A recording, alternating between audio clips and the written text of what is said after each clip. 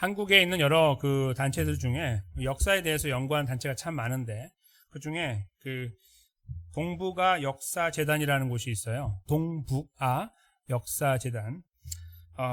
이 재단에서 12년 전에, 그러니까 2010년에 책을 하나 출판했는데 여기 지금 화면에 나와 있는 책이에요. 제목이 임진왜란과 히라도 미카와치 사기장이라는 제목이에요. 좀 독특한 제목인데요. 그 부제가 달려 있어요. 세계적 보물을 빚은 피랍 조선 사기장을 찾아서, 이런 말이에요. 좀 말이 좀 쉽지 않은 표현인데요. 세계적인 보물을 빚은, 이렇게 만든 사람인데 피랍됐다, 납치된 조선에 있던 사기장들을 찾아서라는 부제가 달려 있는 거예요. 굉장히 흥미있는 책이겠죠. 근데 이 책을 지을 때에 이제 한국 사람들이 졌을 때 연구원들이 어떤 자료를 참조했냐면 일본으로 날아갔어요. 2008년에 2년 전에 날아가서 일본의 이제 히라도라고 하는 지역이 있거든요. 그 지역에 가면은 마스라 사료 박물관이 있어요. 그 박물관에 무엇이 있냐면은 이 책을 쓰게 되는 그 기초가 되는 히라도 도자기 연혁 일람이라는 것이 있어요. 그러니까 히라도라는 지역에 도자기가 어떻게 시작됐느냐, 그거를 이제 기록하고 있는 역사책이에요. 400년이 넘었으니까, 임진왜란부터. 그 내용을 이제 보면서 무엇을 찾으려고 했냐면, 일본 책인데 거기에 한국인 3명이 등장하는 거예요. 그러니까 원래 한국 사람인데, 그러니까 조선 사람이었죠. 납치를 당해서 일본으로 갔는데 평범한 사람이 아니라 도자기를 잘 만드는 사람이어서 그들을 중심으로 그 지역의 도자기 발전이 돼가지고 심지어는 그 지역의 수입의 90%가 도자기가 될 만큼 도자기 마을로 만든 그 영웅이 누구냐, 이렇게 그 뿌리를 찾아가면서 그들은 결국 한국에서 왔던, 조선에서 잡혀온 도공들이었다. 그러니까 사기장이라는 말이 이제 이 기술자를 말하는데 사기장들이었다라는 그 서류가 있는 거예요. 그걸 바탕으로 이 책을 쓰게 된 거죠. 그런데 그 내용 중에 이제 그런 게 있어요. 뭐가 있냐면 실제로 도요토미 히데요시라는 분, 저희가 분이라는 말은 붙이면 안 되죠. 도요토미 히데요시, 그 사람이 이제 임진왜란을 일으켰잖아요. 1592년에 일으킬 때에 사실 일본 자체가 아직 완전하게 통일되지 않았죠. 그래서 전쟁을 통해서 자기를 미워하는 세력들을 밖으로 보내고, 그래서 뭔가 그런 걸 통해서 정리를 하려고 했었어요. 그러니까 이제 일본이 완성된 상태의 전쟁을 치른 게 아니다. 그건 저희가 다 알고 있는 사실이죠. 그랬는데 사실은 임진왜란이 있고 정유재란이 이제 7년 뒤에 일어나가지고 사실 한국이 위태했지만 정말 하나님의 도우심과 인도하심 속에서 또 이순신을 통해서 정유재란이 조선의 승리로 끝나게 되잖아요. 그래서 그 끝나갈 때쯤에, 그러니까 1598년에 이제 실제로 끝난 건데, 이제 끝난 그 어간이 막 정리되는 상황에 도요토미 히데요시가 무엇을 명령하냐면 장수들에게 그쪽에서 올 때 그냥 오지 말고 도공들을 다 데리고 와라, 잡아와라, 이렇게 명령을 내리는 서류가 딱 있어요. 그러니까 그때 썼던 서류가 여기 있는 거예요. 그 내용을 보면은 이제 그렇게 해가지고 우리나라가 이제 부유하게 될 것이고 뭐 이런 어떤 내용들이 있는 거예요. 그들이 데려오면은, 그러니까 그게 무엇이냐면요, 전쟁을 했는데 졌잖아요. 그럼 사실은 이제 목이 날아가는 거예요. 잘못하면 자기가 전쟁을 일으켰는데 많은 사람이 죽고 피해만 있고 끝났잖아요. 그래서 그거를 극복하기 위한 방법을 계속 찾다가 그 방법 중에 하나가 바로 한국에서 조선에 데리고 오는 이 도자기 기술자들이 도자기를 잘 만들어서 팔아서 세상에다 알리면은 돈을 왕창 벌 수 있다는 확신을 갖고 있었어요. 그래서 그렇게 해가지고 돈으로 이 위기를 극복해야지라는 방편이 떠오른 거예요. 그래서 그거를 쓰게 됐고, 장수들은 실제로 많은 도공들을 데리고 와서 그 후손들이 지금도 살고 있죠. 일본에 400년이 넘었는데도 살고 있어요. 그분들이 후손으로 계속 도자기 만드는 분들도 계시고, 이제 그렇게 됐다 하는 내용들이 담겨 있는 거예요. 근데 그 책을 저희가 이제 보다 보면 어떤 느낌을 받게 되냐면, 저희가 생각할 때는 전쟁에서 승리하는 쪽이 나라나 어떤 어떤 단체나 거기에서 무엇을 갖게 돼요? 전리품을 갖게 되죠. 전리품을 갖게 되는데, 이 전리품은 누가 자기 거라고 그렇게 하지 않아요. 그렇죠? 다 죽은 사람들 시계 같은 거 빼고 이러잖아요. 뭐. 금리빨도 빼기도 하고 이러잖아요. 안경 좋은 거 뺏고 다 뺏는 게 아니라 내 거죠. 그냥 이 죽은 사람인데 내 거예요 다. 돈, 지갑 다 내 거, 금 다 내 거 이렇게 되는 거죠. 그게 바로 전리품의 매력 아니겠습니까? 그래서 전리품을 이제 거두어 드리는데 사실 일본은 전리품을 거둘 수 있습니까? 없습니까? 전쟁에서 패배했으니까 거둘 수 없어요. 그런데 지리적으로 그 나라에 한국에서 전쟁을 했기 때문에 조선에서 그들이 거기서 몰래 빼내올 수 있는 사람들을 통해서 얻을 수 있는 또 다른 전리품이 생긴 거예요. 그래서 이걸 뭐라고 이제 학자들은 말하냐면 사람이 전리품이었다 이런 말을 해요. 보통 사람이 전리품이 되지는 않고 전리품은 돈, 금 이런 것들이 아니면 무기 이런 것들이 전리품이 되거든요. 근데 졌는데도 불구하고 이례적으로 전리품을 갖게 된 거예요. 일본은. 이 섬나라에 있고 하기 때문에 빠져나갈 때 저희가 그걸 다 막아낼 만한 힘이 없었기 때문에 그렇죠? 그래서 그들이 다 가져가게 된 거예요. 졌는데도 불구하고 그런 이변이 일어나게 됐는데 그것 때문에 그들은 엄청난 돈을 벌었어요. 일본은 지금도 벌고 있고 마치 본인들이 세계 최고라고 그렇게 알고 있죠. 사실 한국 사람들이 그 기반을 낳았고 지금도 후손들이 하고 있는 건데 그러니까 그게 이제 세상 역사죠. 이제 그 승자들로 중심으로 써내려가는 거니까 이제 그렇게 되어 있는데 물론 그들은 패자이긴 하지만 그래서 전리품이라는 것은 저희가 생각하다 보면 뭐 어떤 생각을 하게 되냐면 우리에게 도움이 된다?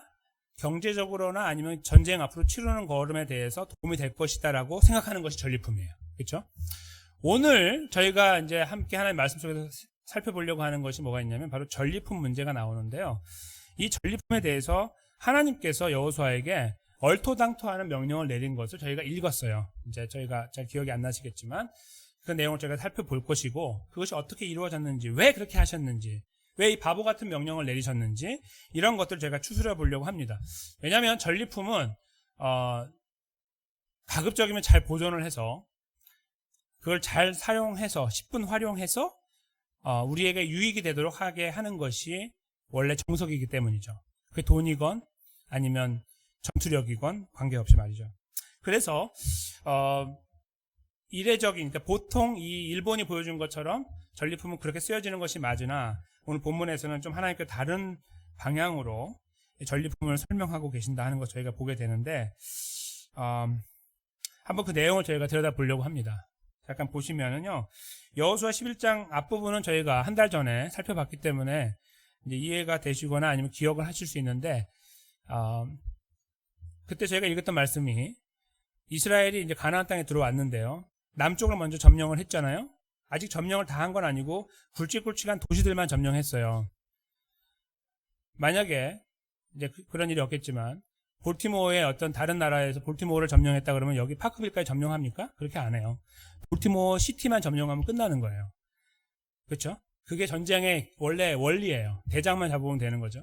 그런데 그때 당시에 남쪽을 점령했다는 말은 그렇게 한 거예요.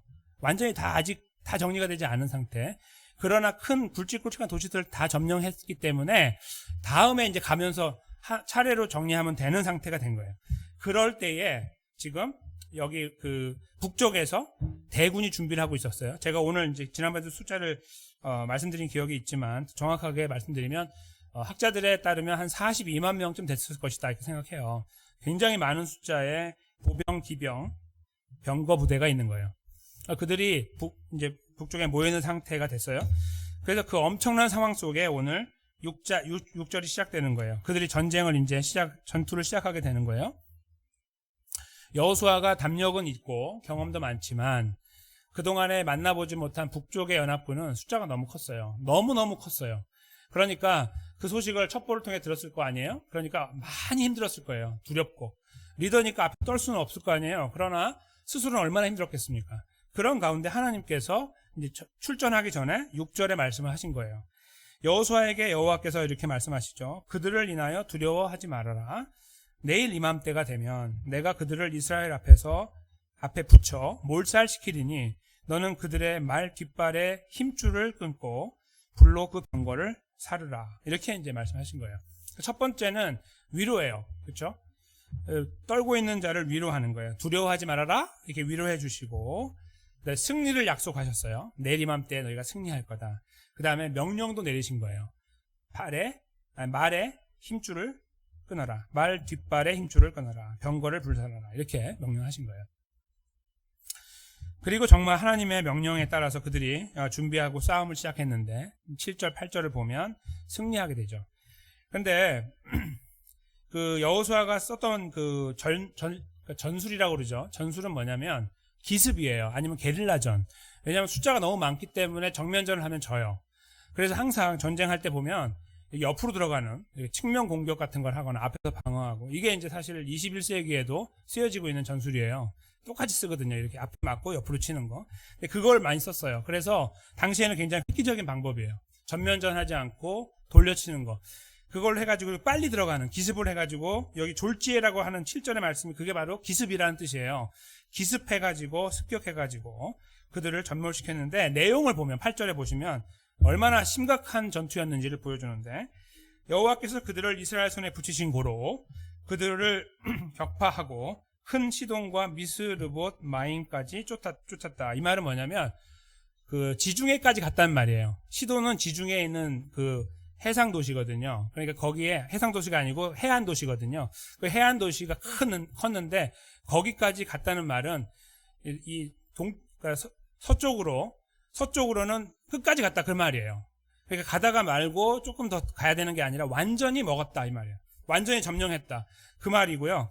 동쪽으로는 미스바 골짜기라는 곳, 정확한 지명은 모르지만 아마도 이 요단강 그 근방까지였을 거로 예상을 해요. 그러니까 완전히 네모나게 이렇게 북쪽을 딱 이렇게 점령을 하게 된 거예요. 그러니까 지금 작은 숫자로 전투를 했는데 그 수의 열세에도 불구하고 밀고 들어가서 승리를 거두게 됐다. 그것이 이 8절 말씀의 내용이에요. 그리고 한 사람도 남기지 않고 다 죽었다. 만약에 42만 명이었으면은 그 상상을 초월하는 상황이겠죠. 아마 6.25 전쟁 속에서 이제 여기 어르신들 중에 이제 어떤 한 지역을 지나가시거나 피난길에 아니면 뭐 사시던 마을에 갑자기 폭격이 있어가지고 마을 분들이 많이 돌아가시거나 뭐 이런 게 됐을 때도 사실 40만 명까지는 경험 못 하셨죠. 그렇죠? 40만 명 가까이 되는 사람이 한꺼번에 죽어 있는 거를 본다는 거는 상상이 안 돼요. 그렇죠? 물론 이제 길이 이렇게 한 곳에 다 있는 것이 아니라 막 퍼져 있었겠죠. 그러나 전쟁에서 결국 승리했다는 내용이 8절에 기록되어 있습니다.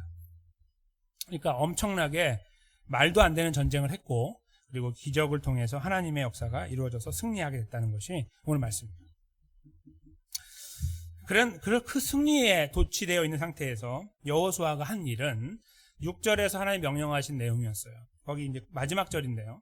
여호와께서 자기에게 명령하신 대로 행하여 그들의 말 뒷발에 힘줄을 끊고 불로 그 병거를 살랐다. 네, 이것이 이제 저희가 오늘 주목해야 되는 부분입니다. 아까 말씀드린 대로 전리품인데요. 전리품이 사실은 거의 온전한 전리품이 많았을 거예요. 파괴된 것도 많았겠지만 그런 걸 이렇게 긁어 모으면은 지금 제가 말씀드린 것처럼 거점 전투라고 그러는 거, 그러니까 큰 도시들을 점령하는 것들이 끝나가고 있으면 그 다음에는 한참 앞으로 저희가 여호수아를 계속 보다 보면 계속 전투를 하거든요. 한참 남았어요. 그러니까 이게 뭐예요? 감사합니다 하나님. 네, 이럴 줄 알았습니다. 저희가 이런 거 준비 못하니까 주셨군요. 말도 필요했고 마차도 필요했는데 병거도 이렇게 준비해 주실지 누가 알았습니까? 땡큐 하나님. 이렇게 할 수 있는 거예요. 그거는 정말 금보다 귀한 거예요. 앞으로의 걸음에 반드시 있어야 될 것이고 있으면 앞으로 걸음이 굉장히 수월하게 될 것이 분명한 그런 전략적인 자료라는 거예요. 자원.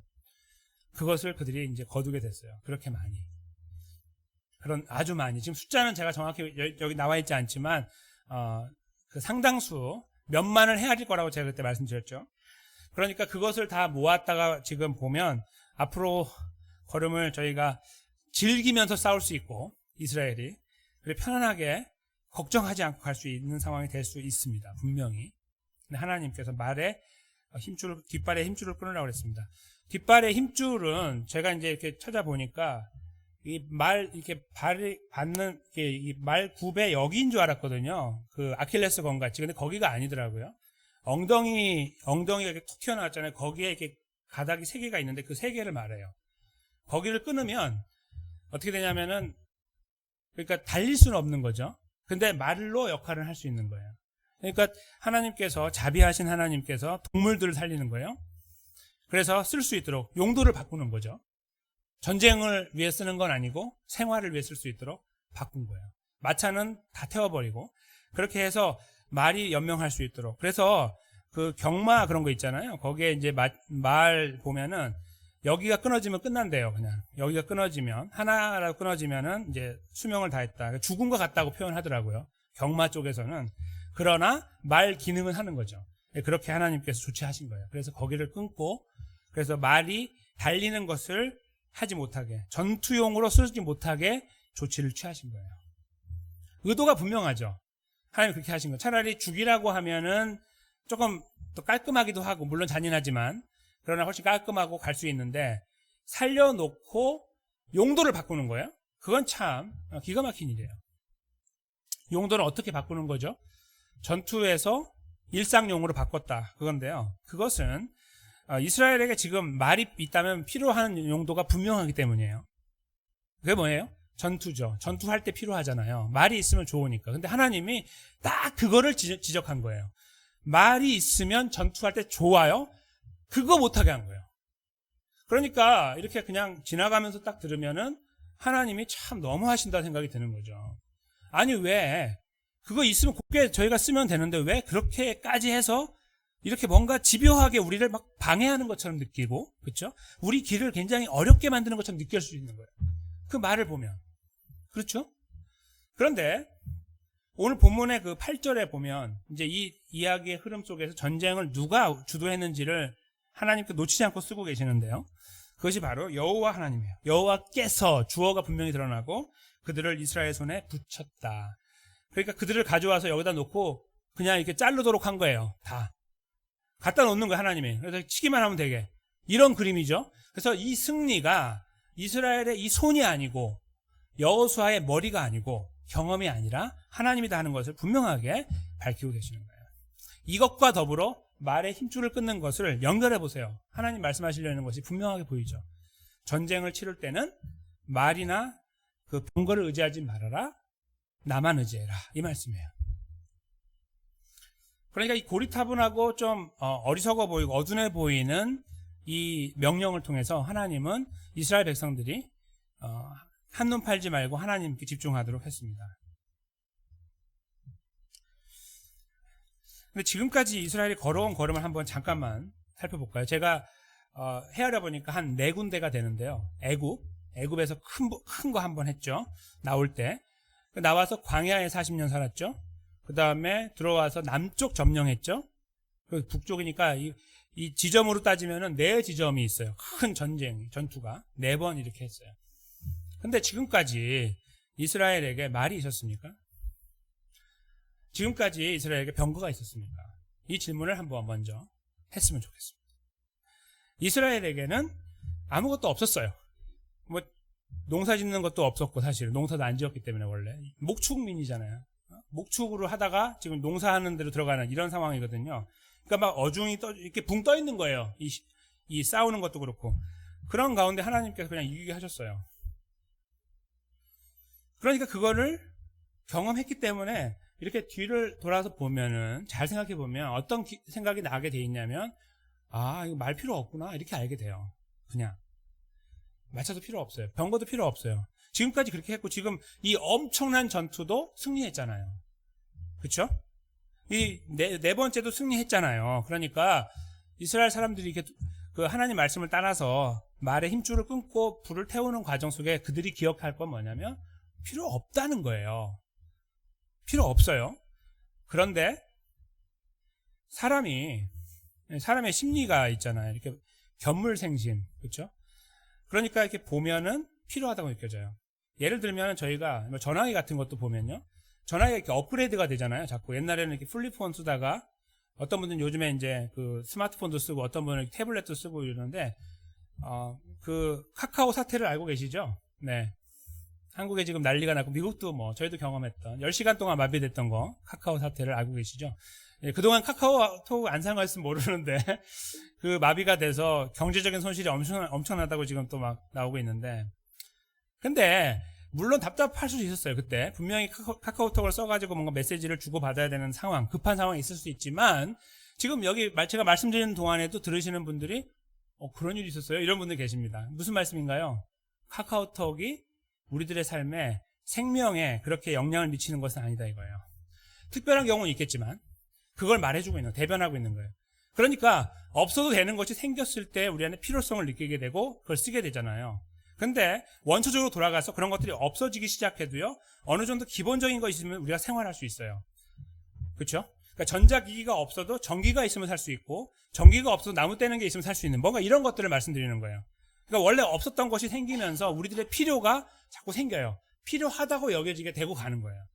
이 이스라엘 사람들이요, 지금까지 4번의 이 엄청난 시간들, 전투나 또는 전쟁이라고 할 수 있는 것들을 지나오면서 하나님만 의지했었어요. 아무것도 바라볼 게 없으니까. 그렇죠? 하나님만 바라보고 왔는데 이렇게 이겼어요. 그러니까 앞으로 5번째, 6번째 전쟁을 치러도 하나님만 의지하면 되잖아요. 그렇죠? 이게 아주 분명한 사실이에요. 근데 그들 앞에 지금 무엇이 있냐면 엄청난 전리품이 있는 거예요. 이거 가만히 두면요, 어떻게 될까요? 여호수아에게 말을 하겠죠. 우리도 좀 훈련해가지고 말도 좀 타고, 그래서 기병도 우리가 훈련하고 하면 이걸로 전쟁할 수 있지 않겠습니까? 라고 분명히 말할 수 있어요. 그럼 그때부터 거기서부터 의견이 나눠지기 시작하고, 이거 좀 쓰는 게 어때요? 이게 뭐 죄입니까? 뭐 이렇게 말하기 시작하는 거죠. 그러다 보면 사람들 자연스럽게 필요하다고 말해요. 말은 필요 없고요, 병거도 필요 없어요. 지금까지 없었어요. 근데 앞으로 뭐라고 말하냐면 분명하게 말 필요하다고 말해요. 사람들은 병거 필요하다고 말해요. 이것도 없는데 어떻게 전쟁합니까? 이런 말이 나온다는 거예요. 이거는 그냥 저희를 보면 알아요. 21세기를 사는 저희를 보면 저희가 똑같이 하고 있기 때문에, 뭐 제가 잘못하고 있습니다, 죄를 짓고 있습니다, 그런 말씀이 아니라 필요라는 것은 그렇다는 거예요. 분명히 없어도 되는데 있으면 필요하게 되는 거죠. 그렇죠? 지금 여기에서 말과 병거는 딱 그거예요. 하나님께서 이 말씀 하시는 것은 그러니까 억지 주장이 아니라는 거예요. 하나님 이렇게까지 안 하셔도 우리 좀 이지고잉 할 수 있게 편안하게 갈 수 있도록 도와주시면 안 돼요 라고 말하고 싶으나, 하나님의 편에서 말씀은 뭐냐면 원래 필요 없어, 이 말씀을 하고 싶은 거예요. 이거 원래 너희가 필요 없고 지금까지 필요 없었잖아. 너 이거 없어서 불편한 거 있었어? 이거 없어서 너희가 무너진 거 있었어? 말해봐 라고 하시고 싶은 거예요. 없죠. 아무것도 없어요. 그런데 만약에 말들이 돌아다니고 뛰어다니고 병거가 있고 그러면 그들은 차츰차츰 뭐가 돼요? 야, 병거 몇 마리인지 세워봐. 병거 몇 개인지 세워봐. 말 몇 마리인지, 몇 마리 났습니다. 잘했어. 계속 키워. 이런 이야기를 하게 돼요. 점점 더 그렇게 굳어지는 거예요. 하나님은 그 모든 사실을 미리 알고 계시죠. 그러니까 오늘 여기에서 이렇게까지 하지 않아도 되는 것 같아 보이나 이렇게 하신 거예요. 누구를 위해서요? 첫째는 하나님의 영광을 위해서요. 둘째는 이스라엘을 위해서요.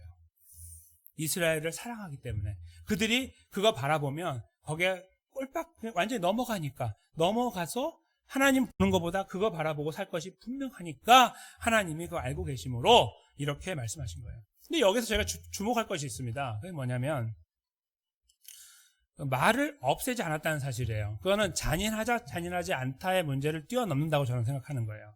용도 변경이라는 것인데요. 다른 말씀으로 제가 바꿔서 말씀드리면은 저희들 삶에서 필요한 것들 중에 여러 가지가 있지만 돈이 있잖아요. 그렇죠? 어떤 분은 돈은 악하다고 말하는 분도 계시는데요. 성경은 그렇게 하지 않고 탐심이 악하다, 그거에 대한 그 마음이, 그것을 그렇게 지적하시지 돈 자체가 악하다고 말씀하지 않아요. 어떻게 쓰여지느냐가 중요하다, 이제 그렇게 이제 오히려 디렉션을 주고 있는데요. 그 돈이라는 것을 저희가 볼 때 이게 어떨 때는요, 그냥 뭐 이렇게 작은 거 사고 이럴 때는 아무렇지도 않게 쓰여지는 돈인데, 뭔가 중요한 순간에요, 저희도 모르게 하나님의 자리를 그것이 대신할 때가 있어요. 그러니까 이렇게 마음에 평안이 오는, 예를 들어서 어느 순간 갑자기 마음에 평안이 오는데 알고 봤더니 내가 주머니가 두둑해졌어요. 어떤 일을 지나면서 생각지 않은 게 막 이렇게 생겼어요. 두둑해진 것이 딱 느껴지면은 마음으로는 하나님인데 여기에 마음이 더 있어요. 편안한 마음. 그래서 하나님을 향해서 이렇게 우리가 요구하고 도움을 요청하는 거의 시간보다는 이거 한 번 더 생각하는 거, 한번 이렇게 열어보는 거, 탁 닫고 이렇게 할 때 미소 한번 짓고 닫는 이런 모양들이 생길 가능성이 더 많고, 그런 모습으로 저희가 이 본문의 말씀과 맞닿아 있을 수 있다는 것을 생각해 봐야 돼요. 그러니까 가지고 있고 이루어 온 것, 앞으로 이룰 것이 자체가 문제가 아닌데 저희도 모르는 사이에 그것이 그렇게 잘못되게 사용될 수 있다는 거예요. 무엇과 바꾸려고요? 하나님하고. 일반적인 그 필요에 따라 쓰는 것을 말씀드리는 게 아니에요. 모든 것을 다 할 수 있는데 저희도 모르게 여기에 가치를 둔다 이거예요. 무게를 둬요. 이것이 나를 지탱한다. 이것이 내 앞길에 길을 조금 더 평탄하게 만든다? 편안하게 만들 수 있다라는 생각들이 거기에 우리도 모르게 들어가는 거죠. 그런 부분에서는 문제가 있는 거예요. 그것이 잘못이라는 거예요. 하나님은 원하지 않으시는 거고 오늘 본문에서 저희는 그것을 캐치해야 된다는 거죠. 쓰여지고 또 이루어 온 것을 통해서 우리가 하나님의 영광에 살 수 있단 말이에요. 그래서 분명히 그것은 좋게 올바르게 사용될 수 있어요. 하나님 백성답게 사용될 수 있어요. 써야 되는 것이 맞고. 그러나 그렇게 하지 않고 그것이 우리도 모르는 사이에 어떤 일을 만났어요. 거기에서 내가 그래도 이 정도 되는데 뭐 한번 해보지 뭐 이런 마음이 생겨요. 그게 있으면. 그러면은 그걸 버리라 말씀이 아니라 그러면 이 말씀을 기억해야 돼요. 그때 하나님을 다시 기억해야 되는 거예요. 오늘 하나님은 그것을 우리에게 원하고 계시는 거죠. 우리도 모르게 저희는 그 자리에 그게 푹 빠질 수가 있는 거예요. 이루어 온 것 때문에 여기 이 정도에 여기에서 내가 최고네 뭐 이런 거 있잖아요. 여기에서 내가 제일 높네. 내가 많이 이루었네. 뭐 이런 것들. 우리도 모르게 이렇게 하고 있는 그런 것들 다 여기 들어가는 거예요. 이렇게 저렇게. 그런 것들이 우리에게 어떨 때는요, 불안한 마음을 주게 돼요. 왜냐하면 내가 더 이루어야 되고, 나는 한참 저 뒤에 있는 것처럼 보일 때, 그쵸? 저 사람 있는 거 나 없는 것처럼 보일 때 막 굉장히 힘들고 막 그럴 수 있지만, 반대가 되면 이 아이가 바뀌어지는 거예요. 하나님에 대한 신뢰와 의지보다는, 다 그런 거죠 하면서 속으로 다 비아냥거리고, 이렇게 딱 하면서 자기의 우월함을 스스로 느끼거나, 아니면 어떤 큰 일을 만나도, 어떻게, 얼마면 되는데, 이렇게 말하거나, 어떻게 하면 되는데, 내가 한번 해보지 이렇게 우리 안에서 하나님에 대한 인식과 의지와 바라보는 시각보다는 뭔가 여기에 있는 것들이 재료가 돼서 이 일을 처리하기 위한 수단으로 우리가 이렇게 바라보기 시작하면 문제가 있다는 거예요. 하나님은 그것을 여기에서 거부하고 계시는 것을 보게 돼요. 오늘 여호수아서에서 보여줬던 이 말씀은요, 순종하는 이 말씀은 사실은 신약 성경에 다시 한번 등장을 해요. 예수님을 통해서. 예수님께서 이 땅에서 구원을 이루어 가실 때 언제가 가장 어려웠을 거라고 생각하세요? 어느 순간이 가장 힘드셨을까요? 겟세마네 기도이실까요? 아니면 십자가의 죽으심일까요?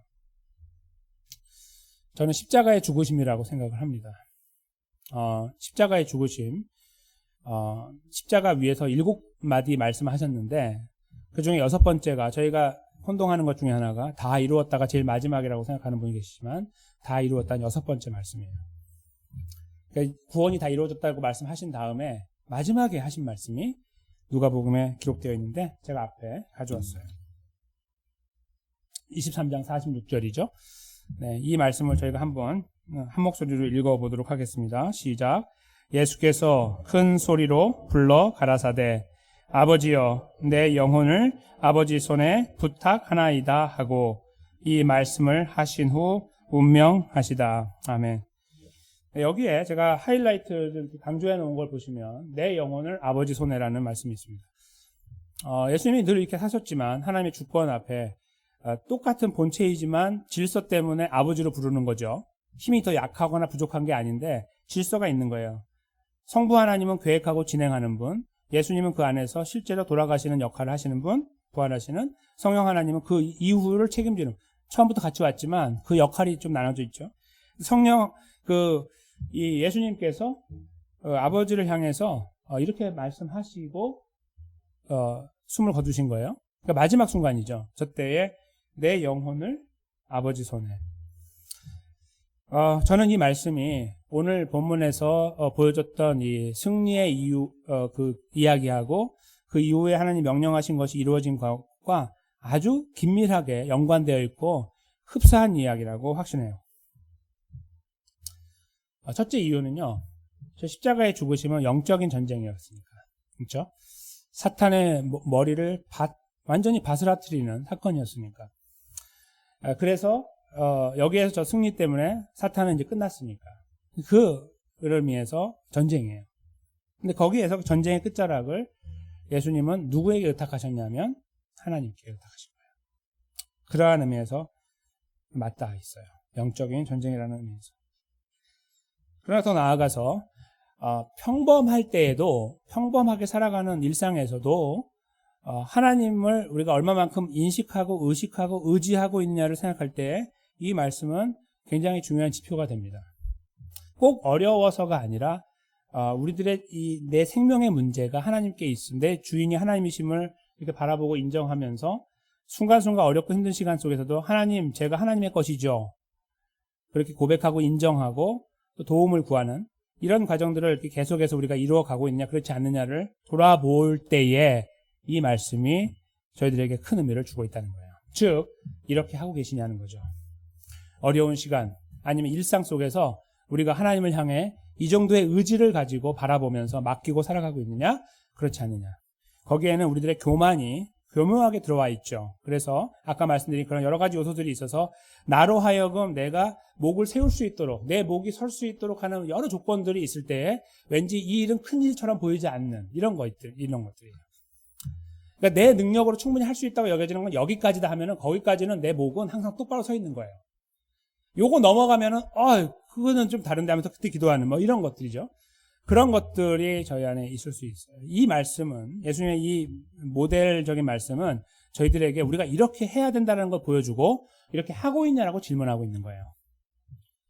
우리들 삶이 어떠하냐고 묻고 계시는 거예요. 어렵고 힘든 시간들이 많아서 저희가 하나님 백성으로 살아가면서도 넘어질 때가 많고 힘들어하고 좌절할 때가 많아요. 그렇죠? 그리고 일들이 우리 앞에 계속 펼쳐지는 것들이 너무너무 다양해요. 버라이어티 쇼예요. 그렇죠?